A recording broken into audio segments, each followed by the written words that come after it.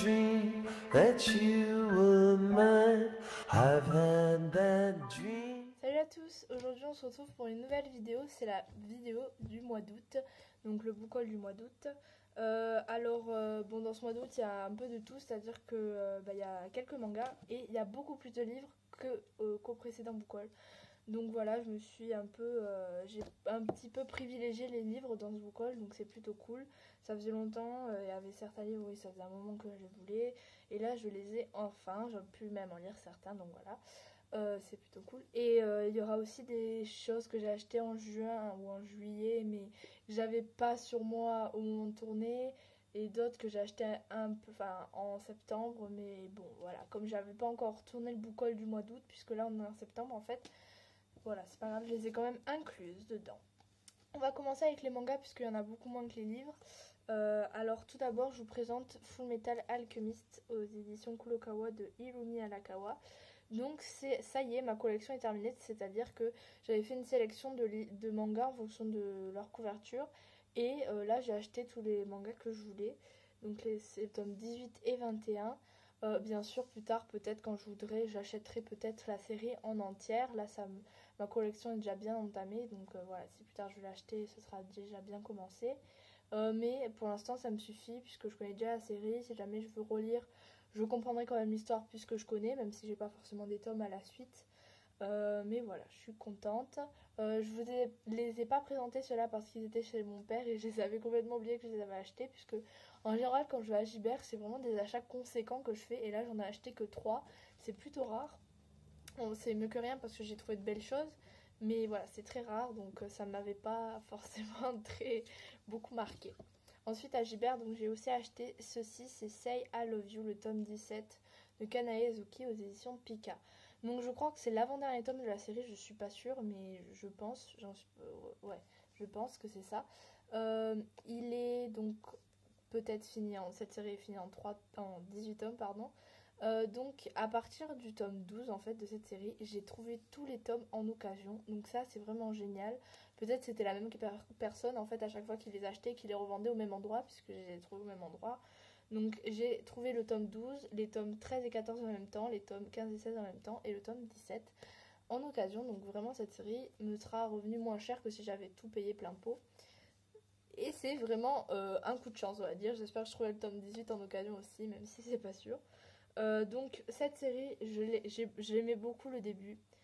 Je continue à aimer, mais c'est moins un coup de cœur qu'au départ, parce qu'on se concentre beaucoup sur l'orientation des protagonistes et des autres personnages, des personnages secondaires, puisqu'ils sont au lycée, dernière année de lycée, et bien sûr, voilà, c'est l'orientation, ce qu'on va faire plus tard, etc. Mais bon, c'était pas forcément, elle n'était pas forcément obligée de se concentrer là-dessus. Et ce qu'elle a fait, c'est un peu dommage. Bon, les métiers qu'ils choisissent sont assez sympas, mais bon, c'est voilà. Moi, ça m'intéresse pas forcément. Je préférais le début de la série. Après, voilà, c'est pas une série que je revendrai parce que ça a déjà été le cas d'autres séries où j'ai adoré le début. J'ai acheté toute la série d'un coup et au final, la fin était nulle. Là, c'est pas forcément le cas. C'est un peu moins bien que le début, mais j'aime toujours cette série. Je suis un peu moins attachée au personnage masculin qui est Yamato, je crois qu'il s'appelle, et un peu plus à Mei parce que voilà, elle évolue. Lui, on le voit moins souvent. Donc c'est un peu dommage. Il est beaucoup moins présent qu'au début de la série. On se concentre beaucoup moins sur leur histoire d'amour. Ça aussi, c'est un peu décevant. Mais voilà, bon. C'est pas grave, c'est quand même très bien. Les personnages secondaires sont un peu plus intéressants à suivre, du coup c'est ça qui est dommage parce que eux, leurs métiers sont un peu plus intéressants. Enfin, personnellement, je les trouve un peu plus intéressants que ceux des personnages principaux. Et voilà, il se passe un peu plus de trucs que entre les deux, donc c'est un peu dommage. Ensuite, je vais vous présenter ceci. Donc pour ceux qui sont vraiment voilà, des fans de l'Attaque des Titans, ils savent qu'il est sorti en septembre. Donc voilà, même si je vous présente dans le book haul de août, mais j'en ai profité voilà, pour pas le faire traîner en longueur dans la pile des livres à présenter. Donc celui-ci est abîmé, je l'avais acheté dans une pochette en plastique.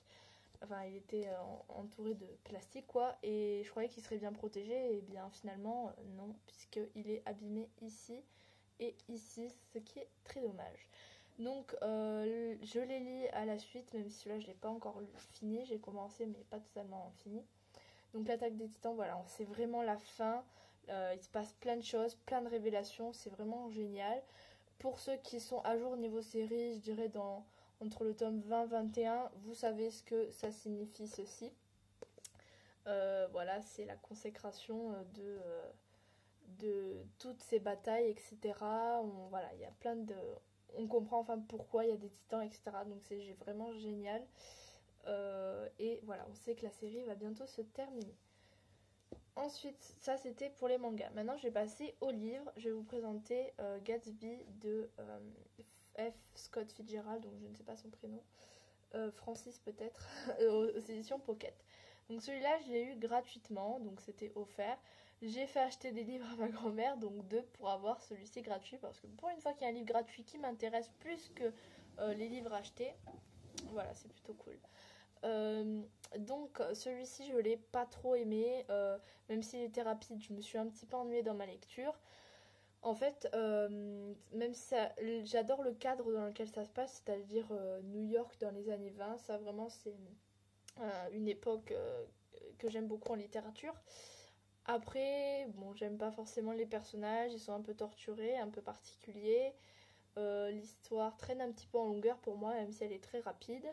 Bon, c'est très subjectif puisque, comme je vous le dis, enfin, je vous l'ai pas dit, mais je vais vous le dire, c'est une tournure de phrase assez étrange. L'a lu et même s'il avait déjà lu, il a relu puisque je l'ai acheté. Il a aimé. Donc voilà, ça dépend vraiment des gens. Peut-être que plus tard je le relirai et que je l'aimerai, mais là, pour le moment, non. Je vous conseille pas si vous avez mon âge, c'est-à-dire 15, enfin en dessous de, je sais pas. Si vous êtes ado, jeune enfant, voilà, c'est vraiment, je conseille pas. Ensuite, je vais vous présenter... Ah non, il y avait un autre manga aussi, excusez-moi, mais celui-là, je l'avais oublié. Pour une fois, je trouve un manga à l'aéroport qui me plaît. Ouais, c'est... Alors, par contre, il colle, donc ça, bravo.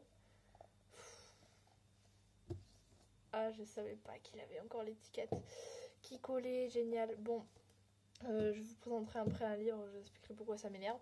Donc, c'est L'Attaque des Titans encore, Lost Girl de Pika Edition. Donc celui-là, ça faisait, enfin aux éditions Pika Edition, c'est d'après le roman de Hiroshi Seiko, ça a été dessiné par Ryotsuke Fuji et bien sûr c'est adapté de Haji Mizayama, qui est le créateur original de la série. Donc ce manga, il m'intéressait particulièrement parce que c'est vrai que les filles dans l'Attaque des Titans, elles ne sont pas forcément mises en avant, elles sont un peu en lumière, mais il y a c'est des vraiment brefs instants et c'est que quelques tomes et après voilà, ça n'intéresse pas plus que ça. Mikasa, c'est un personnage assez muet, enfin vraiment pas très éloquent, même si elle est très présente physiquement puisqu'elle est très forte, etc.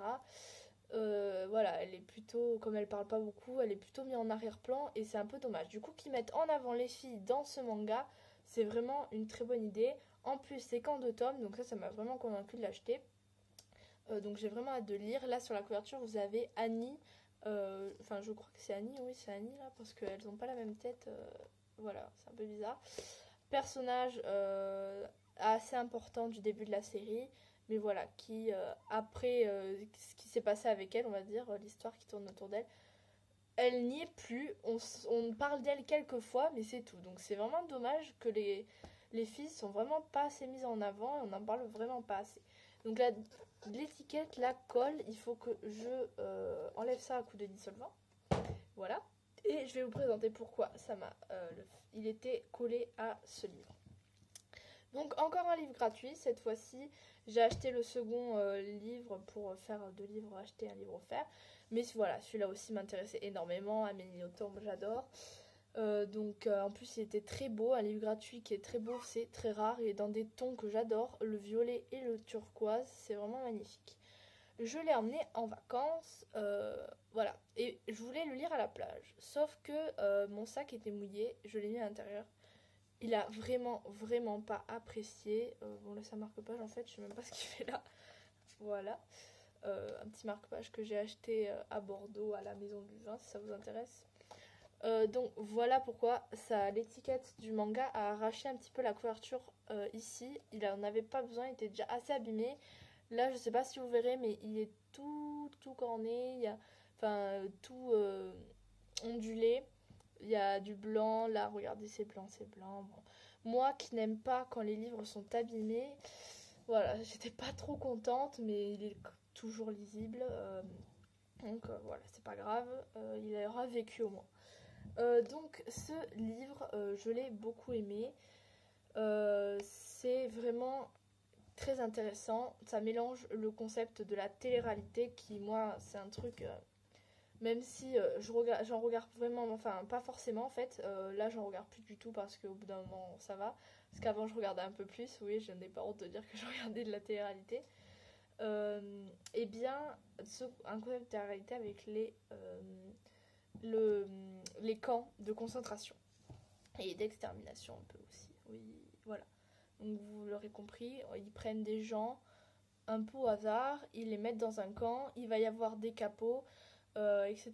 Et ça va tourner autour de ça. Et s'ils font, voilà, ils obéissent pas, enfin, voilà, comme dans un camp nazi, on va dire. Je pense que ça s'est passé comme ça aussi.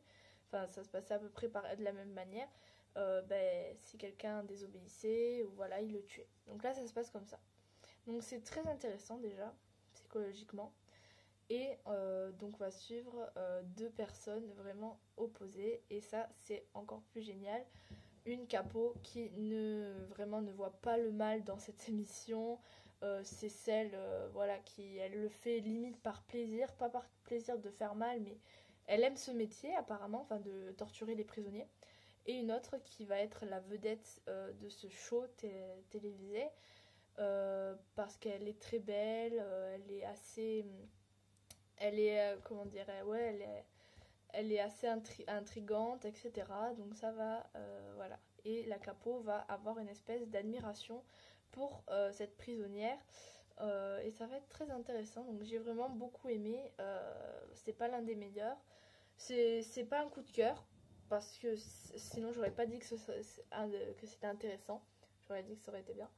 Mais c'est plus, voilà, c'est plus intéressant que très agréable à lire, on va dire. Le livre que j'ai acheté pour avoir ce livre gratuit, c'est Le lecteur de cadavres d'Antonio Garrido, pardon, je sais pas comment se prononce l'édition Le livre de poche. Celui-là, je l'avais passé sur une chaîne en particulier, j'ai oublié le nom, désolée, je le mettrai si je m'en souviens.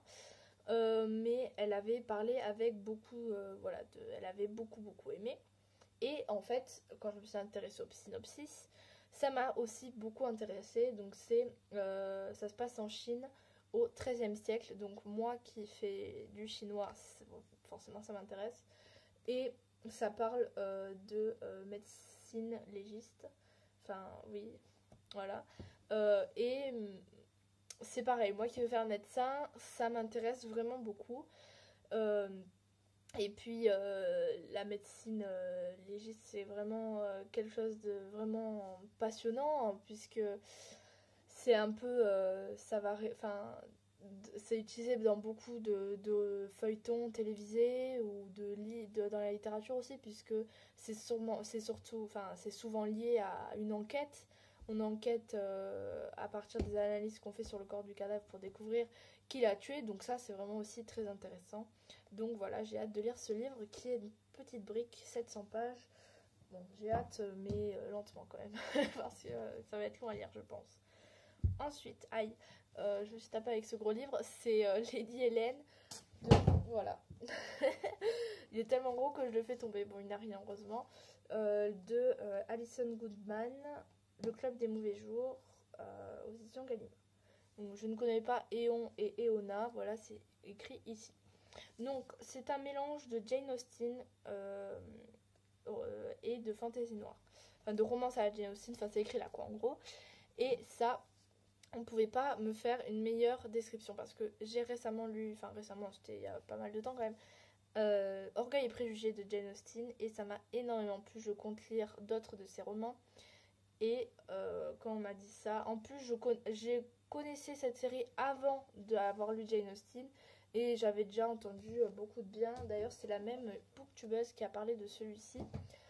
dont je me souviens plus le nom. Voilà, elle avait dit que c'était très bien. Et moi, c'est encore une enquête. C'est à Londres au 19e siècle. Donc Londres du 19e, c'est pareil. J'adore cette époque dans les romans, enfin dans les livres. Franchement, j'aime vraiment beaucoup. Donc voilà, c'était tout pour me plaire pour ce livre. Il est aussi très gros. Ça va, 500 pages. Mais voilà, j'ai hâte de lire. Ensuite, je vais continuer avec V.E. Schwab's, c'est Shades of Magic aux éditions Lumen. Donc celui-là, ça fait très longtemps que je veux lire un livre de V.E. Schwab's. Je pense que c'est l'un de ses pas meilleurs romans, puisque je sais pas, mais un de ses plus aimés, réputés, connus. Donc voilà, c'était bien de commencer par ce livre-ci. Et il n'y en a pas beaucoup qui sont publiés. Mais une autre booktubeuse qui est Fairy Neverland, cette fois-ci je m'en souviens, adore cette série et elle en parlait quand c'était pas encore édité en France. Du coup, voilà, je ne pouvais pas forcément le lire. Maintenant que c'est sorti, je l'ai acheté. Ça a l'air vraiment bien. C'est très joli. À chaque partie, ou je sais pas trop, il y a à chaque chapitre. Ouais, c'est ça. À chaque chapitre, il y a une très jolie illustration. La couverture est magnifique, excusez-moi. Et ça parle de magie, de plusieurs dimensions, donc ça c'est plutôt intéressant. C'est comme dans Les Enfants Particuliers, ça en avait beaucoup plus dans Les Enfants Particuliers, donc j'espère que ce sera bien dans celui-ci. Et voilà, de magie blanche, de magie noire, moi j'adore la magie, donc voilà, ça va sûrement me plaire. Et enfin pour les livres, je vais vous parler de Six of Crows de Laïs Bardugo aux éditions Milan. Donc celui-ci, ça faisait pareil très longtemps que je voulais l'acheter, j'ai enfin sauté le pas et je l'ai lu et j'ai adoré. Donc celui-là aussi il a un peu morflé parce que celui-là c'est celui que je prenais à la plage tous les jours, donc il s'est un petit peu abîmé, mais voilà, rien de très grave, quelques petites taches, voilà, mais bon, voilà, il a vécu pareil. Les grands formats ça me dérange, enfin ça me dérange moins parce qu'il était un peu plus solide, l'autre était vraiment fragile et très beau. Bon là aussi c'est très beau, mais bon voilà. Alors c'est vraiment très bien parce que c'est l'histoire de hors-la-loi qui vont s'allier pour faire une opération gigantesque, enfin impossible en fait, vraiment impossible à faire et ça va être génial quoi. Il va y avoir des gens qui viennent enfin, quelqu'un qui vient de prison, une qui était une ancienne esclave. Enfin, c'est vraiment très très bien. J'aime beaucoup. En plus, il y a des pouvoirs. Enfin, voilà, c'est vraiment génial. Je ne saurais pas trop comment vous en parler de celui-ci parce que c'est un peu particulier. Mais j'ai beaucoup aimé la dimension d'équipe, de groupe dans ce roman. Et voilà, j'adore le personnage principal, c'est Kaz. J'ai vraiment beaucoup aimé. En fait, j'aime tous les personnages. Vraiment, tous. Ils sont vraiment tous très bien travaillés, très bien exploités, enfin développés. Enfin, voilà, j'aime vraiment beaucoup. Chacun a son passé, a son histoire qui est plus ou moins développée. Et c'est vraiment très très bien. Surtout celui-là qui est très torturé, donc c'est Kaz. Et j'ai hâte d'acheter la suite. Maintenant, je vais vous présenter des petits goodies. Des petits goodies, tout d'abord, peut-être ce que j'ai ramené du Puy du Fou, parce que je suis allée au Puy du Fou cet été. Et j'ai vraiment beaucoup aimé. C'était vraiment très bien, voilà, je vous conseille vraiment. Limite, si vous hésitez entre Disney et le Puy du Fou, je vous conseille quand même le Puy du Fou. Même si, bon, c'est vrai que Disney, j'adore ça, mais franchement, c'est très très bien. Alors, j'ai ramené, alors je vous présente parce que je fais une petite collection de pins, donc peut-être vous en verrez pas souvent, mais dès que j'aurai l'occasion d'en avoir. Donc je voulais vous présenter celui-ci, qui est, bon, je pense pas que vous verrez très bien, c'est un pins de Les Chevaliers de la Table Ronde, Puy du Fou, donc c'était un des spectacles présentés au Puy du Fou. Il est très joli, je trouve, ça fait vraiment très celte, et j'aime beaucoup. Ensuite, je vais vous présenter un petit marque-page. Oui, c'est un marque-page qui vient de là-bas, donc c'est de la calligraphie. Je sais plus comment ça s'appelle. Bon, c'est un travaux à la plume d'oie, plume de ronde et pinceau de scriptorium. C'était médiéval, grand parc du Puy Fou. En fait, c'est fait à la main, tout simplement. Et c'est très joli, je trouve, il y a mon prénom donc. C'est de la calligraphie, je sais plus comment ça s'appelle, une fée. Et voilà, c'est très joli. Donc ça fait un très beau marque-page. Et enfin, un autre petit marque-page que j'ai acheté. Bon, là, c'était dans la boutique, c'est moins artisanal, voilà, c'est le mot que je cherchais. Donc c'est très joli. Donc là, vous avez différents grands spectacles du Puy du Fou. Les carillons, les gladiateurs, les vikings, etc. Enfin voilà, de beaux spectacles. Et le marque-page était très joli, je trouve. Ensuite, je voulais vous présenter un petit marque-page qui m'avait bien plu, que j'ai trouvé ça se trouve partout, hein, dans les grandes surfaces, etc. En fait, c'est un marque-page sur un auteur, donc avec un auteur, donc là c'est Jane Austen, qui est née en 1775 au Royaume-Uni en 1817 et est morte en 1817, au Royaume-Uni aussi. Et il y a une petite citation: lorsqu'on ne souhaite pas être convaincu d'une chose, on trouve toujours des raisons d'en douter. Donc ça vient de Orgueil et Préjugés. Vous avez ce petit marque-page que j'ai mis bien sûr dans mon livre Lady Hélène. Voilà, parce que ça va bien ensemble, comme vous pourrez le voir juste ici. Et avec, il y a une petite biographie de l'auteur. Donc c'est vraiment sympa. Il y avait Hemingway, que peut-être si je le trouve, je le prendrai. Il y avait plein d'auteurs. Je les ai pas en tête là. Et ça coûte que 1€. Donc franchement, c'est vraiment super sympa comme idée. Et voilà, moi qui aime beaucoup les auteurs et tout, m'intéresser à leur vie, etc. Voilà, c'est cool. Donc, les goodies dont je vous parlais, c'était les Funko Pop. Il y en a pas mal. Donc j'en ai acheté, c'est pareil. Les Funko Pop, je me suis calmée un petit peu ces derniers temps. Parce que si j'en achète trop, au final, je vais trop en avoir. Voilà, en gros, c'est ça. Et j'attends de voir quel Funko Pop je veux vraiment dans ma collection, qui me plaise vraiment. Donc ça a été le cas. J'ai attendu et j'ai vu celle que je voulais vraiment. Donc celle-ci, tout d'abord. Donc celle-ci, c'est Ryuk de Death Note. Alors elle est géniale. Je préfère la Funko Pop que le vrai Ryuk dans Death Note, donc qui est un dieu de la mort. Il est plus mignon, il fait un peu moins peur que le personnage avec sa petite pomme là. Mais il est vraiment très bien stylisé parce que c'est pas refait au détail près puisqu'il a des petites incrustations dans le manga. Mais c'est vraiment, ils l'ont simplifié mais d'une très bonne manière.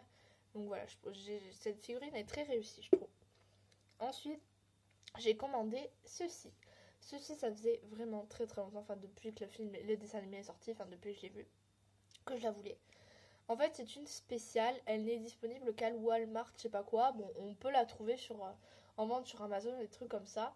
Et elle ne coûtait que 4€. 4€ plus les frais de port. Donc ça fait quand même, ça m'est revenu au final pour 12-13€.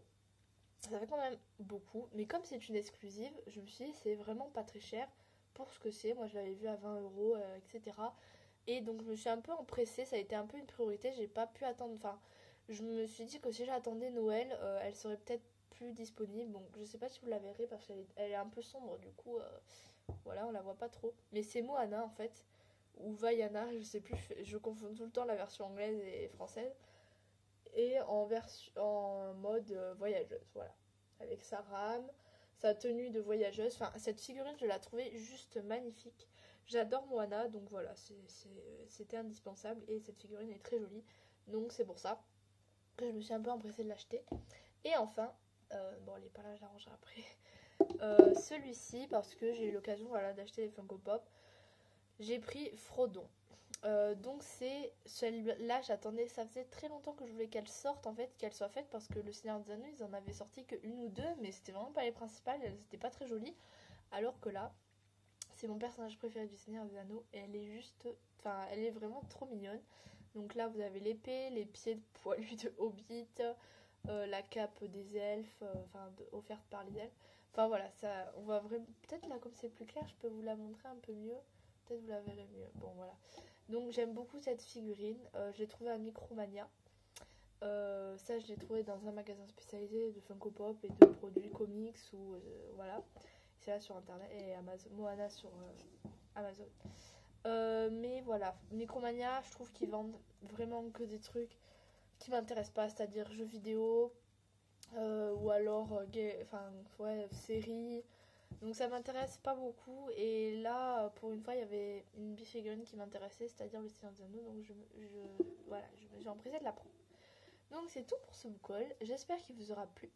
Je vous dis à bientôt pour une prochaine vidéo. Salut!